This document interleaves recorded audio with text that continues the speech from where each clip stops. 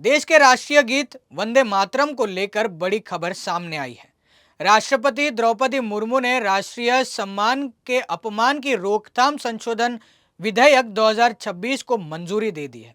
इसके साथ ही ये अधिनियम अब कानून बन गया है।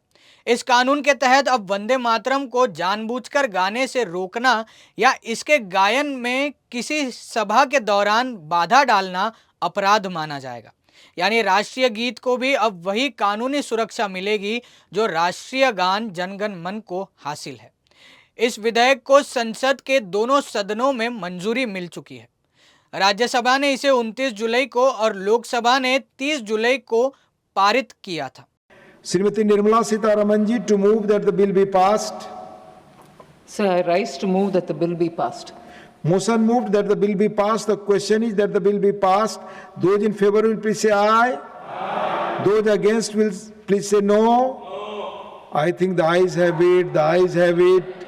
The ayes have it. The bill is passed. अब राष्ट्रपति की मंजूरी के बाद ये कानून लागू हो गया है।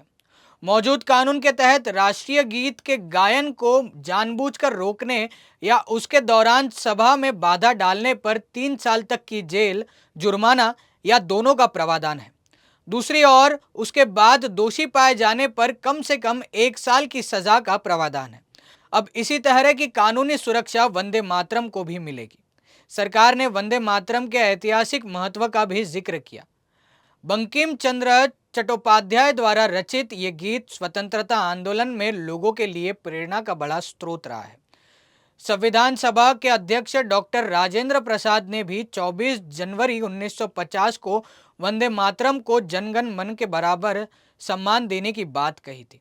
वहीं केंद्रीय गृह मंत्रालय के निर्देशन के मुताबिक इस साल 15 अगस्त को लाल किले से पहली बार वंदे मातरम गाया जाएगा। आधिकारिक कार्यक्रमों में इसके गायन को लेकर प्रोटोकॉल भी जारी किया गया है।